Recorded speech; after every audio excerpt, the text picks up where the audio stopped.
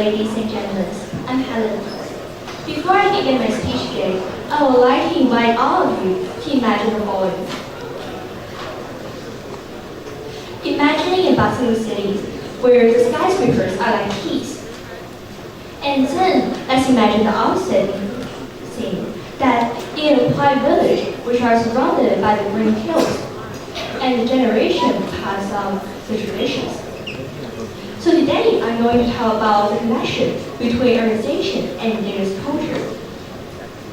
First, I would like to invite all of you to prepare for the ride and roller coaster of excitement and reflection. So first of all, urbanization, my friend, is like a monster in the jungle. And the concrete jungle where life and dreams sometimes come true and sometimes broke. So does the urbanization's impact to the indigenous culture. We all know that urbanization has a great impact on indigenous cultures. But what exactly is the impact? So first, let's imagine city dwellers who are traveling in the Amazon rainforest. And then we found out that in front of him, there was no trees and there was no animals. And in front of him, there was only the concrete jungle that I just mentioned. It was like a fish without water around here. So that is the difficulties when we were to mix the urbanization and the indigenous culture. When urbanization is surrounding around the country and the city, the indigenous culture are falling apart, and so does the traditional tales are falling apart and fade away. So it is very hard to combine urbanization and indigenous culture, and sometimes urbanization will ruin the indigenous culture. And that leads to the question of, is urbanization a friend or foe to indigenous society? Well, to me, that sometimes urbanization is just like using a square nail fit into from hell. And that is very interesting. So apparently this two cannot fit together, but sometimes it does. So now, first of all, let's look at the danger of urbanization bringing to indigenous society. The danger of urbanization bringing to society is in Brazil, in the Central Park. There was a native park that preserved the Amazon rainforest. And then there was a tribe called the Power Home. However, before the urbanization came into place, they lived harmony together. However, after the urbanization came into place, all things changed. Urbanization had brought the logging, mining, and deforestation to the indigenous culture. And let's imagine the same city dwellers that I mentioned before. It is not in Amazon rainforest, and they want to find a wild scenery. However, it is hard to find because there is nearly no wild scenery since urbanization just in the Amazon rainforest. And then that is what the indigenous culture and society are facing right now. The indigenous culture are fell apart because of urbanization. And the urbanization not only suffers the culture, but also it has led to the habitat loss in indigenous culture and people. The younger generation of this urbanization indigenous culture,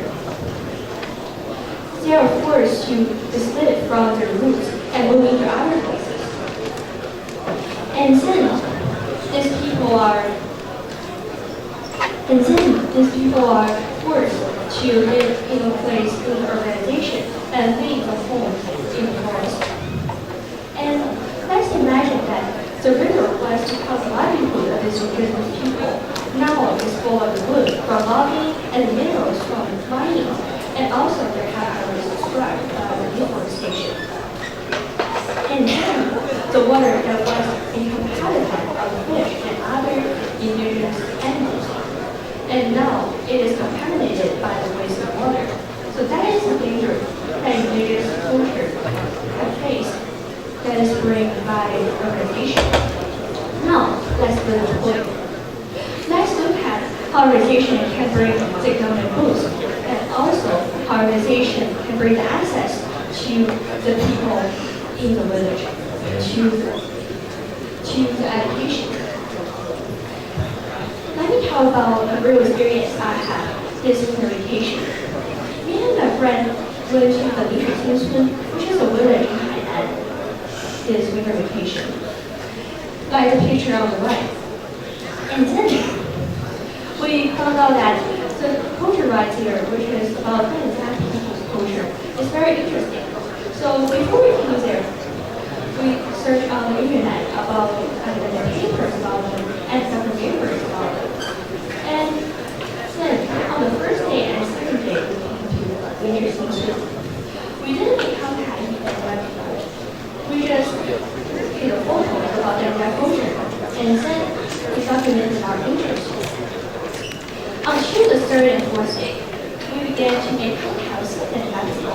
However, it is really hard because in Hainan, there was a lot of people who are from Hubei and were not Indigenous. So, at first, it is very difficult to find. But fortunately, fate brought us to a part near the sea, where there is a BHIS and was willing to talk to us about Indigenous culture and the history of BHIS. So, first of all, the grandpa talked to us about the culture of Indigenous society and how the Dana people came from the land came from the sea to the land after opening and reform. He mentioned a stereotype that a lot of people have, that the Indigenous people are poor. However, I would say they're relatively rich because Indigenous people, they have a house that was assigned by the government in order to encourage them to move from the sea to the land. So some of them, like this grandpa, had sold the house for rent the house. So they were very rich. And then the Indigenous grandpa told me that their culture was still hid in these places. Like when they're moving to the house, they put the house in the ship like a ship. Like the length of the house is 50 meters and the width of the house is 30 meters. And then they put the house, inside the house, they put a dock in the middle of the house. They're at the bottom of the mountains. After that, I'm going to talk about the interesting fact. One day at 2 a.m., I was woken by the drum. And I was so annoyed, like, who's a 5-person who just play the drum in the middle of the night and wake me up? And then I looked down. I found out that there are some people doing the ritual, and I was not that angry anymore. And seeing this, I talked to his grandpa about that, and he told me that it was a ritual that honored God from the temple that once a year during the Sabbath. Then, in order to gain the perspective from the younger generation, I interviewed a young Chinese man. And he told me that he was part of the ritual that day. And he was a person who played the drum and woke me up at the middle of the night. I was so angry. But then I think about, I think it's a good thing because young people, they are willing to participate in the old tradition. In addition, he told me his urbanization is bringing new things to his culture, for example, having roots, and also preserve the traditional culture. From this case, we can see that urbanization can bring some good things to the traditional culture, as long as their staff was considerate about the indigenous culture and they are considering the indigenous people's voice. In conclusion, let's think about the things that I talked before. Urbanization and indigenous culture, is that a friend or a foe?